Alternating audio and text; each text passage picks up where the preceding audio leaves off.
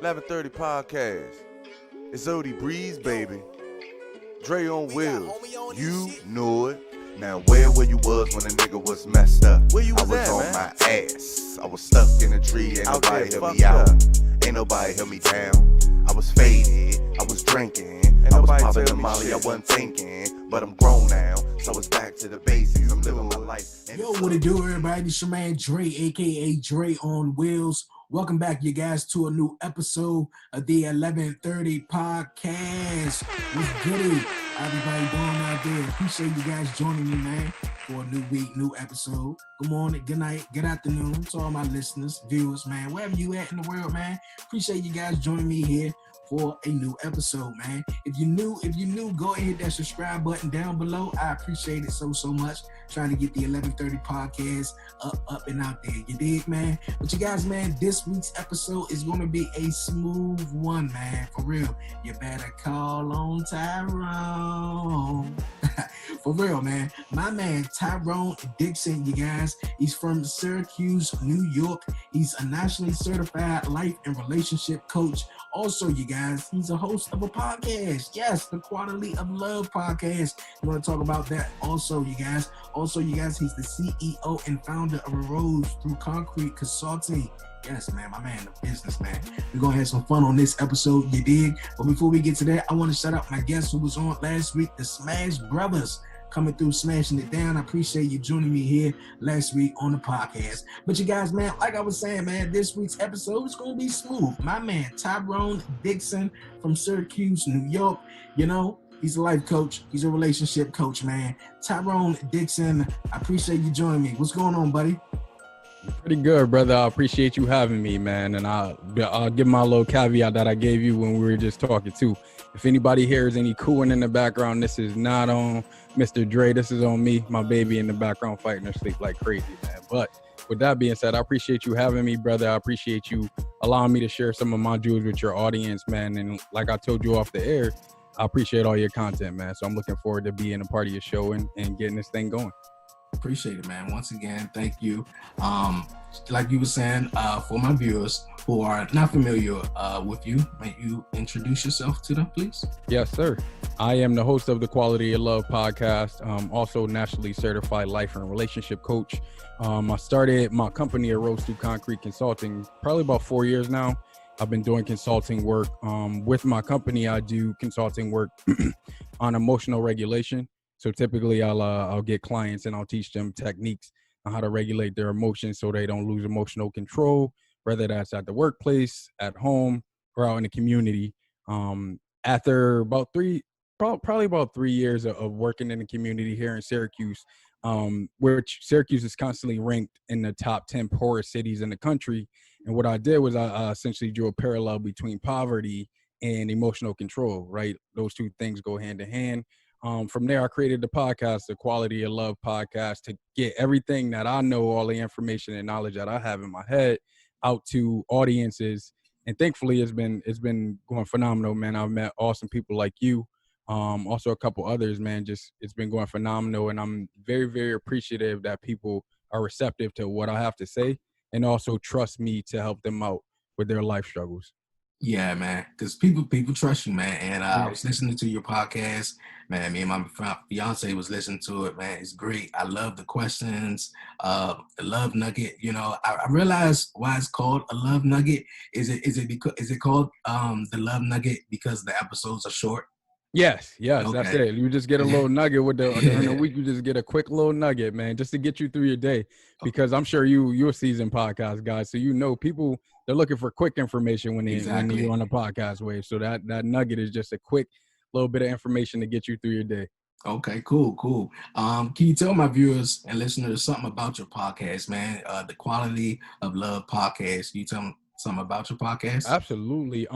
It came about as a result of what I call relationship inventories, and this is something I would invite all your viewers to do as well. There was a point in time in my life where I was just around a lot of negative people that were complaining, blaming everybody else for their issues, and just all of these negative things. And I'm like, there has to be a correlate between like their feelings and what's going on in the world. And I started sitting down and I'm like, what's going on? And I realized, and I say it in every episode, but legitimately, man, the quality of love and relationships that you have in your life determine the quality of your life. So what that says is that if you have negative people in your life, if you have people that are going to blame, bring others down, that's going to have some type of effect on you. And the more you stay around those people, the more of a hindrance it has on your quality of life. Exactly. You're right about that, man. It's all about who, you have around and also in your circle. And the fact that you said that, I want to bring something up. You said this on your podcast. You feel as though the number one thing to have in your circle, or at least someone who inspires you. And I want you to elaborate on that. Precisely. Actually, I got about 3 or 4 people in my circle that inspire me now. But I think as we go through the world, man, especially present day, with all the negative things going on, you got the social media effect where you can go online and you can get likes, but is there really a lot of substance to those likes? You know what I mean? Is there a lot going on behind those likes? So for me, when I talk about someone who is inspired, that's somebody who you could constantly look to and be like, you know what? That person's on their job. So let me get on my job and let me make sure I'm on top of the things that I need to be on top of. Okay, cool. You're passionate about helping others. You develop positive relationships and emotional stability in their lives and stuff. So I wanted to ask you, what made you want to be a life coach and a relationship coach? This actually it's funny how life works out, Dre, because I didn't actually want to be a life coach or relationship coach. Okay. This actually I stumbled upon this from a lot of failed relationships. I have a recent episode on my podcast where I talk about my life and my time as a former narcissist. Right? Okay. So I was somebody who always was looking to get what I could out of a relationship, whether that was a woman, whether that was friends, associates. I was always looking to manipulate things so that I always somehow came out as the winner or on top of the situation. And after failed relationship, man, I started to realize that I was deep down on the inside, I wasn't a good person, right? And I didn't like who I had become at the time. And I was working with adolescent youth at the time. So what my range was, probably about 12 to 14-year-old young men who, like, they would come into my program and everybody be like, okay, hey, Tyrone, this kid is bad. This kid is the worst kid ever, so on and so forth. The kid would come in, we would get them structure and routine. And I kid you not, Dre, this kid would be phenomenal. Like, I met some of the best basketball players, some of the best artists, all of these things through this residential program. But the thing about it was the kids would only stay with us for a year, right? Okay. So then they would get sent back out into their homes, and 9 times out of 10, I kid you not, they would get right back in trouble. So I'm like, something's not right here. And when I started looking at it and assessing it for what it is, and I say it's kind of like the zoo mentality, right? If you take an animal out of the zoo or out of the wild and you put them in the zoo, they're going to have structured routine. They're going to be nice, calm animals. But now you put them back into the wild, what they're going to do? Revert back to their old habits, right? Become animals again. So I started to see that same thing with these young men. And I'm like, I have to do more. And I have to create more opportunities for especially young Black men to be able to do something else and not get in trouble. So that, along with a lot of my own personal turmoil that I was dealing with at the time, caused me to be like, all right, you know what? It's time for me to step up and do more. Okay. That's dope, man. Real dope, man. I appreciate that, brother. I got to ask, what inspires you?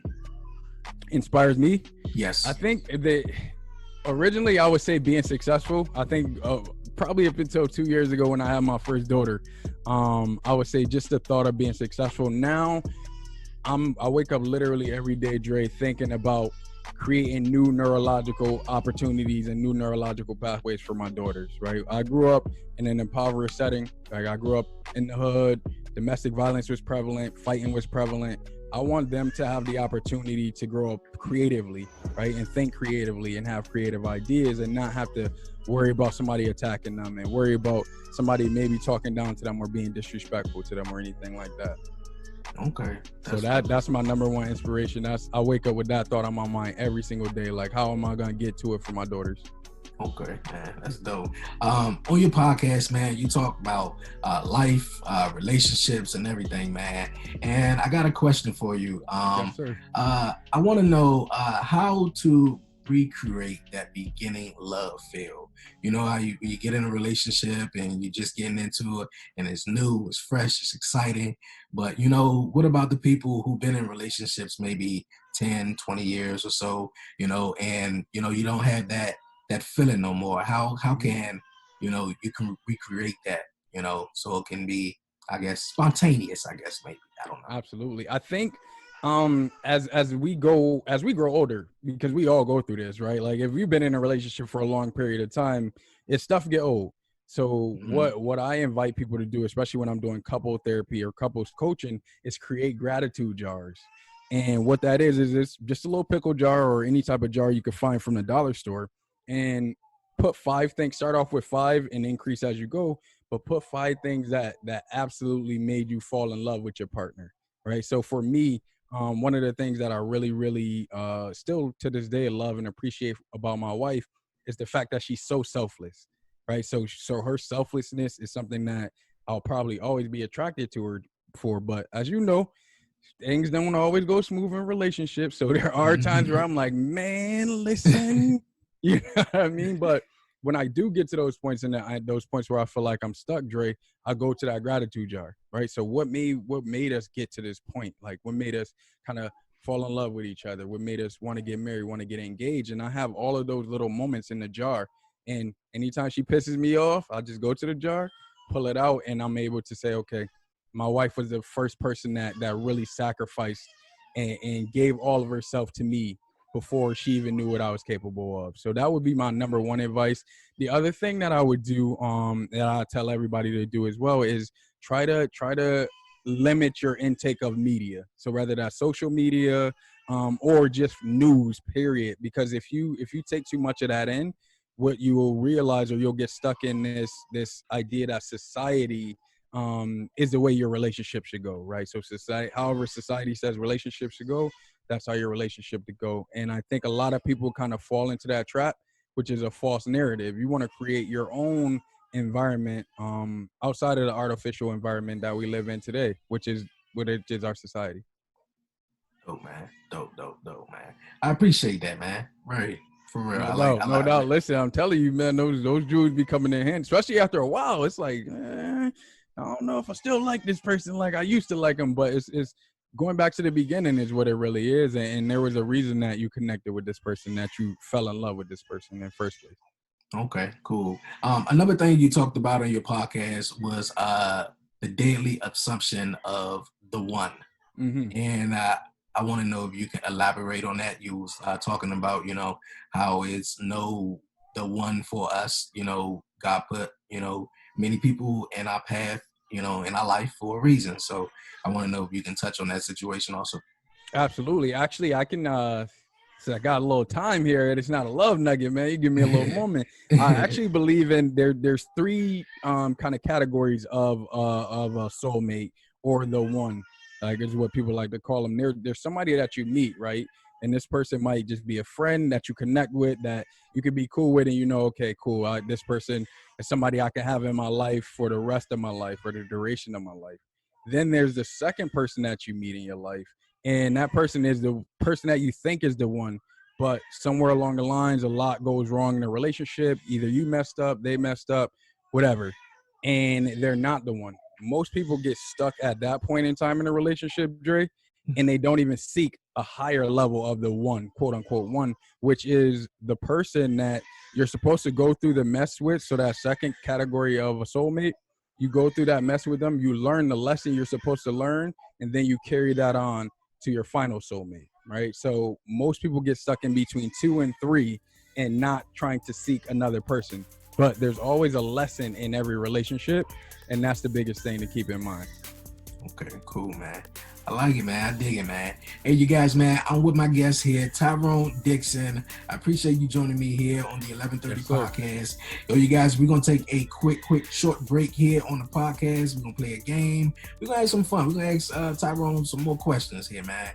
Just sit tight, you guys, and we'll be right back here on the 1130 podcast. When it comes to growing your podcast, it's tough to know where to start. That's why Anchor gives podcasters the tools they need to make each episode better than the last. Now, Anchor Analytics includes new stats from Spotify to help you better understand who's listening and what they like about your show. With charts that let you see how far people are making it into each episode and where they're dropping off, you can plan your podcast around the content that performs best. Hover over to see how many people are tuning into specific segments and learn what hooks your audience by comparing the average listening time across multiple episodes. Using anonymized demographic data from Spotify, take a granular look at the age and gender of your listeners to start tailoring your content or targeting new audiences. Track analytics from multiple platforms and Spotify insights. Everything you need to grow your podcast, all in one place with Anchor.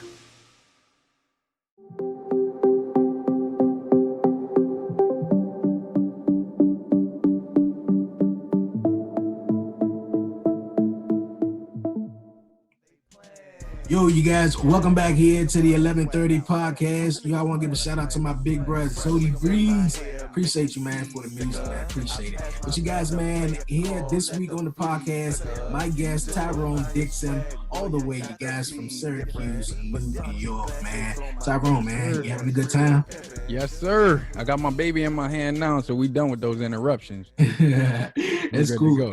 It's cool, man. We're gonna hop right back into some more talk, man. You're the CEO and founder of Aroze, and Aroze through Concrete and Consulting. Can you tell me about your business? Yes, sir. I've been doing mostly group work with Aroze through Concrete for about 3-4 years now. And like I hinted at a little bit earlier, a lot of the work I do with Aroze through Concrete has something to do with some type of emotional regulation. Mainly what I do and what I've been doing is introducing people to emotional intelligence.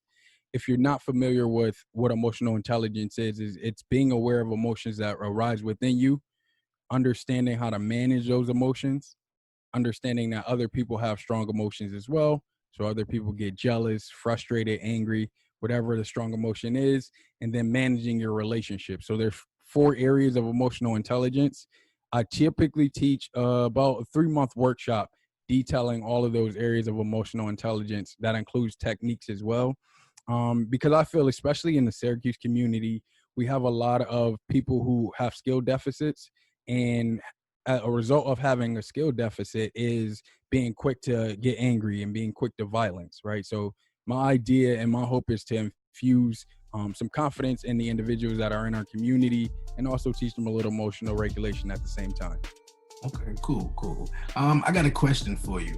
Yes, in relationships, is it okay to agree to disagree in relationships?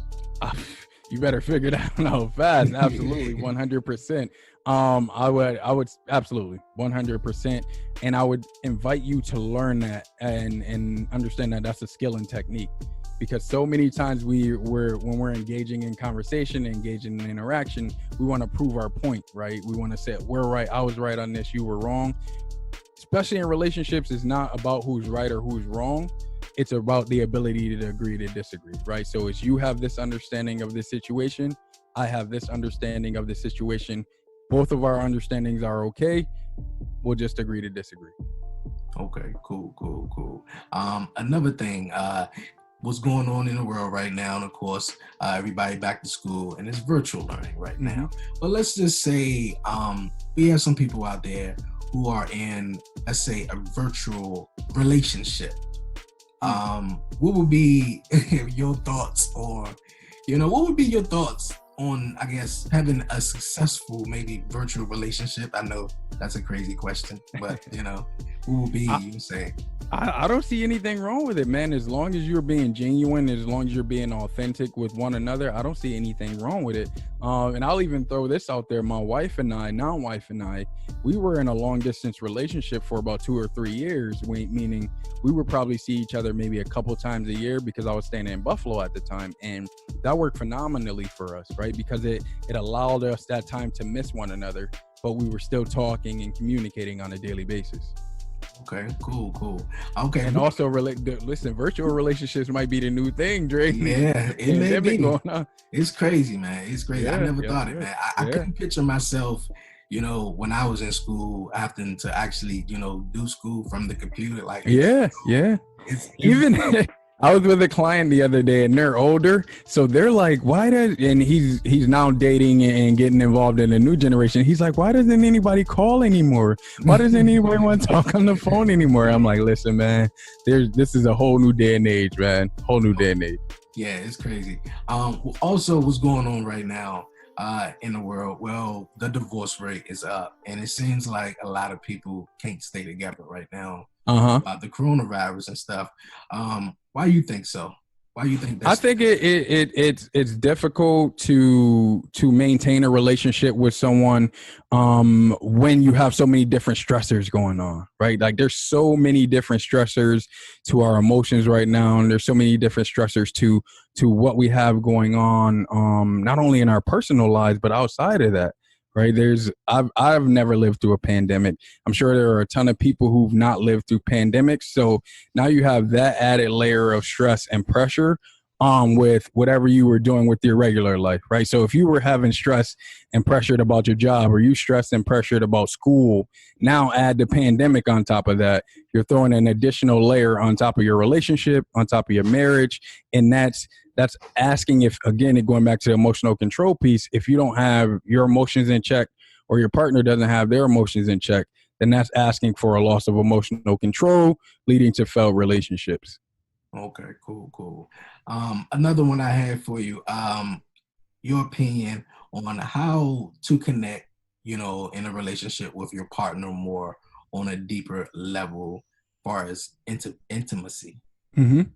So do you intimacy in terms of conversation, or intimacy in terms of far as conversation, far as doing things, Oh yeah. Together, see, now you talking my language, Dre. Now you talking my language. I think there has to be, number one, an open communication, right? Okay. Open communication. And when I say open communication, I mean, if you have some deep, dark, intimate things that you like to do that you might feel like, oh, well, this is a little too kinky, or this is a little too much maybe for my partner, your partner has to be receptive of that, right? We all have our own kinks. We all have our own quirks, whatever the case may be. Your partner has to be receptive to yours, and you have to be receptive to theirs, right? In order for the relationship to be effective in the long run. Okay, cool. I like that one. Another cool question. I mean, I feel as though it's okay, I guess, if you're past it, but I want to hear your thoughts. Is it cool to talk about your exes while you're in a relationship?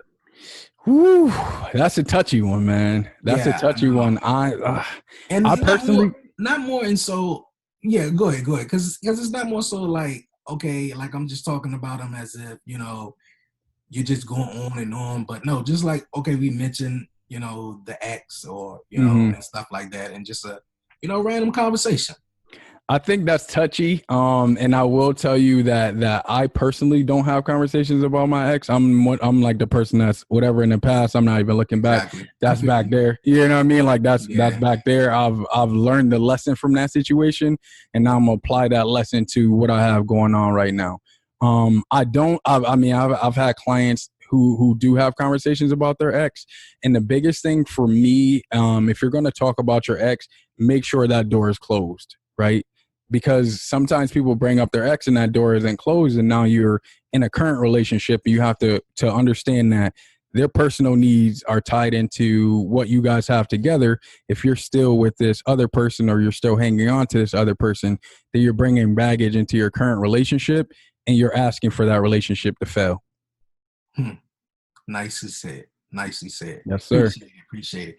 But you guys, man, we're going to move on here on the 1130 podcast. Hey, my man Tyrone, you say you played college football. You played football, sir, while you was in college, man. Can you tell me about that? Yes, sir, man. I played for actually two schools. I went to Alfred University in Buffalo State. I played safety and linebacker. So it was like a rover position, a linebacker. I loved it, man. I miss it. I wake up, it's funny, I was telling my buddy, I wake up on like early fall, and if you ever play football, you know that feeling of, okay, early morning, I got to get ready for practice. I got to ride in, and you smell the fall coming. and all of that, man. So it just brings memory back. I had a great time playing football. I think football did so much for me, but the number one thing that it did was it taught me how to take a loss, right? That's tough. It's tough if you're not used to losing or you don't know how to lose. That's a difficult thing to do when you're 30 years old, when you're 25 years old, right? And you figure out, hey, I graduated from college, but I don't have this job lined up right away. What do I do? Some people lose their mind in those situations. And I'm thankful that I had football to teach me, like, hey, you got to take it on the chin and you got to be ready for that next play. Okay, cool. You said you played safety. How many interceptions did you catch? Three. Yep, 3. Okay. So yeah, man. No pick sixes, unfortunately, man. That would have been my glory. I had a couple fumble returns though, but it was good times, man. I love football. I still love it to this day, man. It's brought in so much value to my life that I love football. Okay. Who's your team right now? Right now, I'm a Titans fan, man, and that's another thing that I get a hard time for. Tennessee Titans all the way in Syracuse, New York. But I grew up on like Eddie George and Steve McNair and Frank Wycheck and those that 99 championship game with the Rams still hurt me, man. Oh, okay, that's what's up, man. And then the crazy thing, you're a Titans fan, and the players got the coronavirus and stuff like that. So. Yeah, they supposed to be rescheduling the game, so I hope it go well. My Ravens is doing pretty well. They are, they beat the Washington football team. They can't even get a name though. Yeah, I was gonna say the football team, man. The football team. Oh, that's man. Funny. We was also talking about the Lakers, man. The Lakers are up. They're about to be NBA champions. Yes, sir. I said about to be. Yes, sir. All my Miami Heat fans, no, they ain't winning it. They play great. They play good. No disrespect to them, though. But LeBron taking the championship home. The king is bringing that home. Exactly, Tyrone. You got an NBA friend in me as far as the Lakers. Listen, man, I'm pounding my chest right now, but boy, yes. I've been having a lot of Laker hateration over the course of this bubble, man. So it's great to know that I got a Laker friend in you, Drake. All right, man. We gonna move on here on the podcast. I gotta ask you, what's your thoughts on what's going on in the world right now, as far as blacks, in this country right now? I think as Black people, we gotta study our history, and not just the history of our country, but our own family history, right? And see where we may have dropped the ball, and where we may have not empowered ourselves, right? I don't know of any laws or anything like that protects Black people, right? So when it comes to these killings, when it comes to a lot of these beatings and all of this stuff that's going on, I'm of the thought process that these things have always gone on. Exactly. Right. It's just prevalent now because there's video evidence of it. There's people who can pull out their cell phones and record them. So I think as Black people, we got to realize the power that these people have always had in society and take our power back. Right. And by taking our power back, that means uniting and coming to a common goal, right? Whatever that goal is, that we don't know what it is yet, but uniting and forcing our government to understand that we are one creates a whole new problem for them. And that's kind of what they don't want. So when we talk about our country, America feeds off of divisiveness because that's how they win. If you're down the middle or if you're just on one side, you'll have other people on another side. And that's kind of where America finds its silver lining. We got to realize that we live in a country that does not always have our best interests at heart. We must unite and we must educate ourselves on our history. Go ahead about that. Because there's some crazy things going on in the country right now. It is. And then it's like, if you really do look at the history of our country, you'll see these things that have happened. Like you see Black people getting hung and lynched for walking down the wrong side of the street, or one of the most profound things that I found out recently, Dre, or discovered recently, actually two. Number one, Central Park was actually a community for Black people that they basically came in and bulldozed over and created Central Park in New York City. And then the second thing is that these killings, people have been killed for little to nothing. Look at Emmett Till, right? They said that he whistled at a white woman and he was killed. X amount of years later, this woman came out and said, oh no, this never happened. This didn't happen. But that young man, we're talking about a 14-year-old now, got killed because a woman lied on him. That's crazy. You know what I mean? So it's our country is certainly, it's certainly not built for us to be successful in a lot of cases, but we still have the power in our hands as long as we educate ourselves and we unite. That's the biggest thing. Okay. True. We're going to move on here on the 1130 podcast. It's time, you guys, for questions by April. April sent in some questions, my man, Tyrone, and I want to see if you down to answer some questions. Yes, sir. Okay, cool. We're going to start off.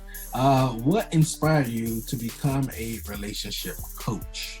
My failed relationships. I say this to everyone that it's not a trick to being a life coach. It's not a trick to being a relationship coach.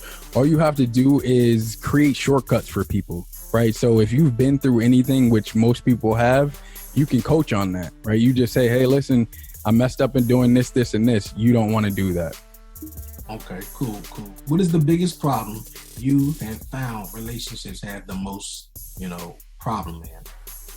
Communication, right? Yeah, communication and assumption, they go hand in hand, but a lot of times partners assume that their partner should know what they're thinking, or partners assume their partner should know what they want. And that's just, it's not fair. Your partner's them. So, and it's very important to treat everybody as an individual and not a collective.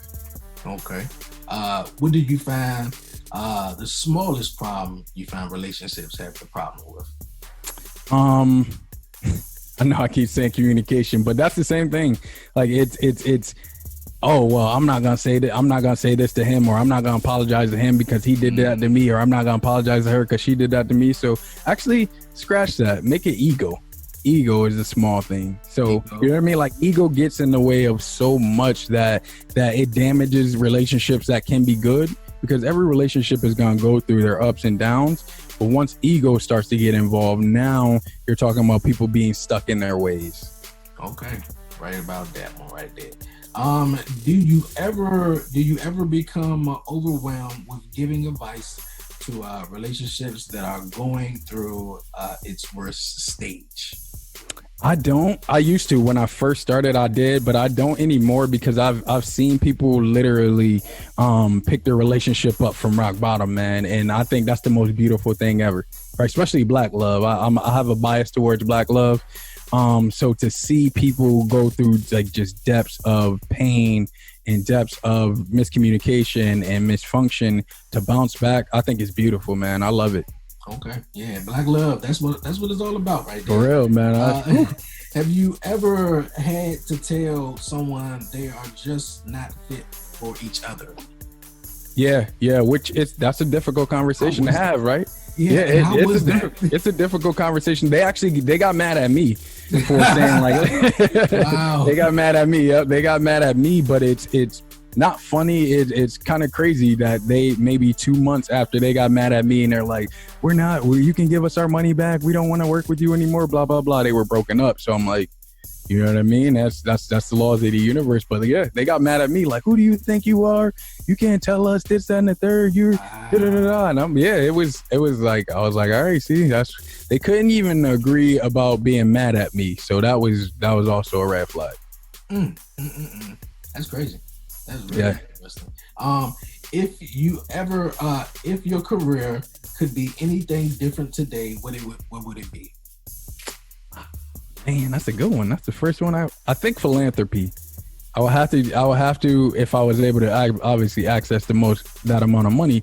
I think philanthropy. I see a lot of philanthropic organizations that may have a good kind of premise or a good mission, but deep down they're doing a lot of negative things. For me, I really would like to do some philanthropic work for youth that's going to be beneficial to them in the long run.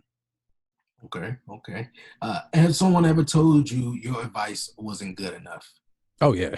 You get that as a relationship coach a lot. And And actually, frankly, I've said it myself, like, oh, who is this person telling me blah, blah, blah. I've gotten into those type of modes before, but I think whenever you're not receptive or open to new information, you end up shooting yourself in the foot in the long run. So I had to get out of that mindset. Okay. What do you find is the most important, the most challenging part of being a relationship coach?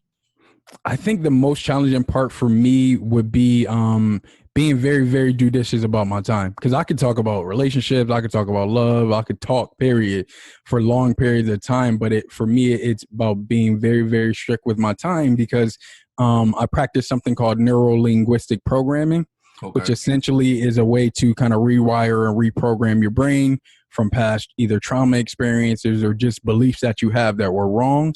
And now I've been fortunate enough, I don't know if I say fortunate or unfortunate enough, to wire my brain to where anytime that I'm not spending time with a client or spending time working on my business or brand, the next time that I could be spending with my daughters. So when it comes to kind of like that timepiece, I'm constantly kind of going back and forth with and trying to create a balance because the most important thing for me is being a dad and making sure I'm present for them. So that's my struggle.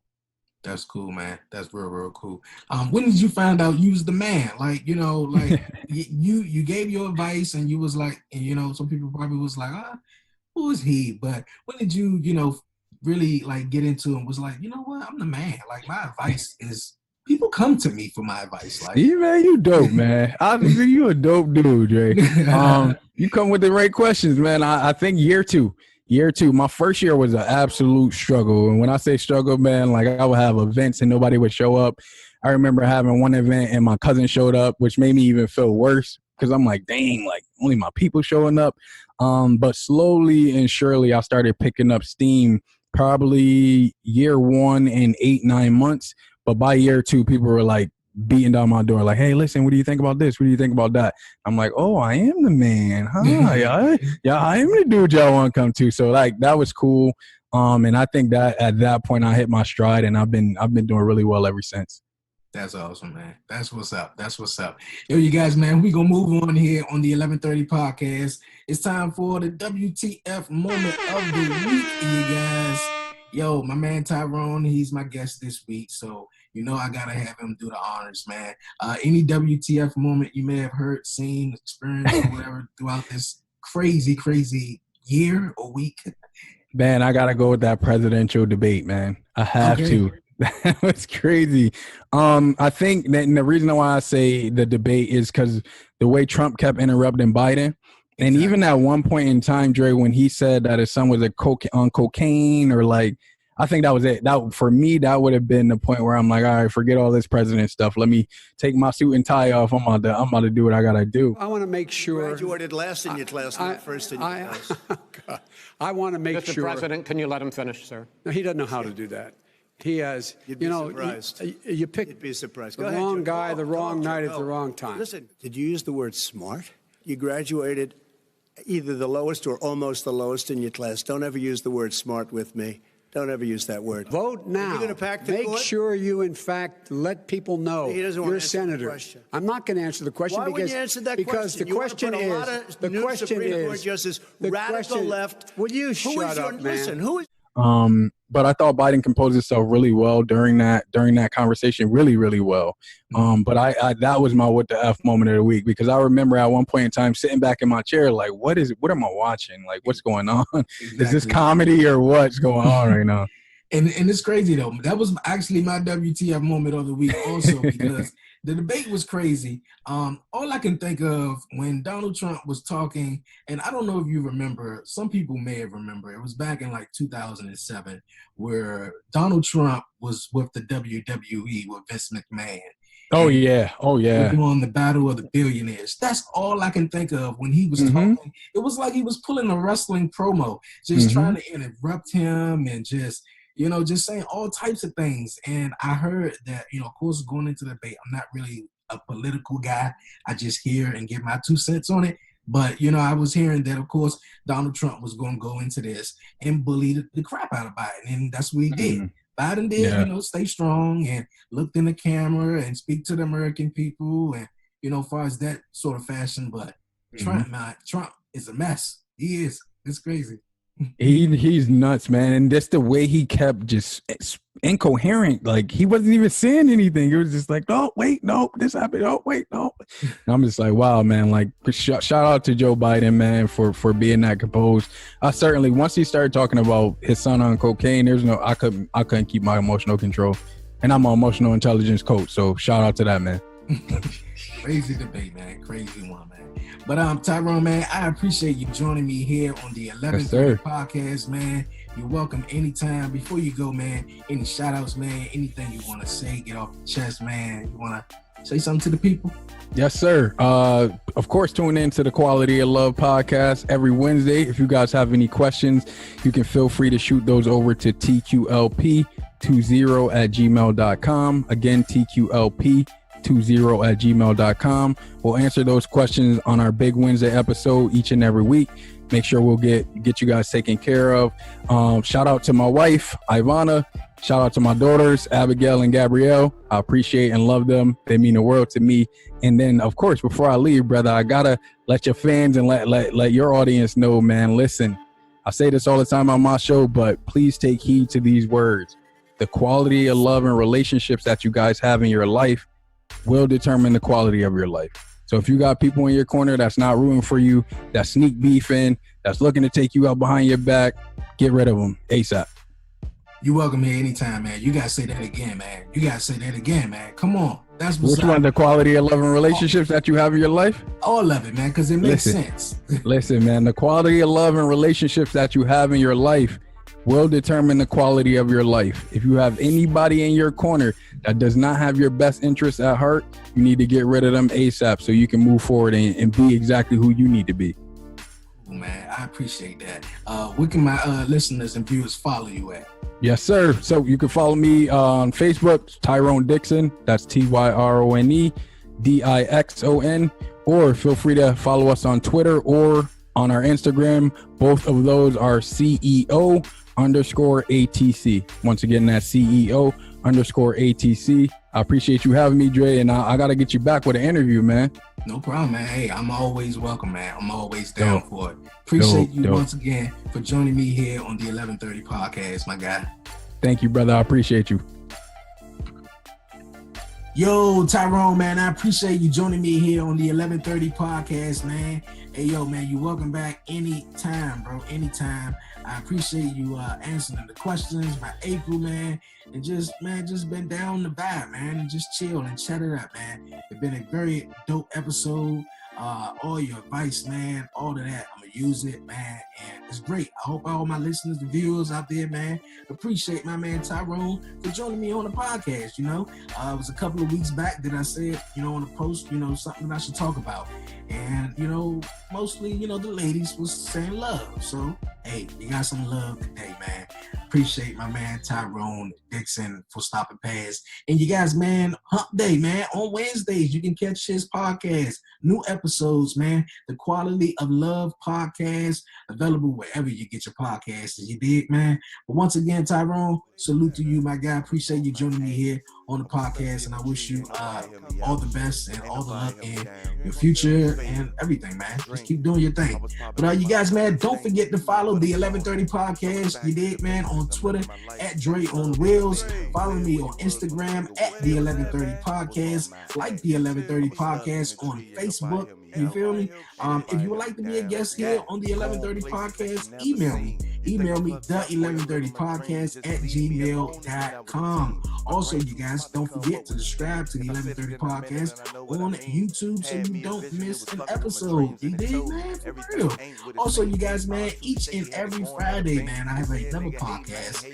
For some people who may not know, it's the 11:30 podcast, Talk Pro Wrestling. Join me each and every Friday as I interview some of your favorite independent referees, wrestlers, ring announcers, you name it, man. I'll talk nothing but wrestling, man. I'm a big wrestling fan. So, join me each and every Friday. Available wherever you get your podcasts. New episodes every Friday. That's the 11:30 podcast, Talk Pro Wrestling. Once again, you guys, man, I appreciate you guys joining me here on a new week, new episode, man. It's your man Dre, a.k.a. Dre on Wheels, man, for real. And I'm out.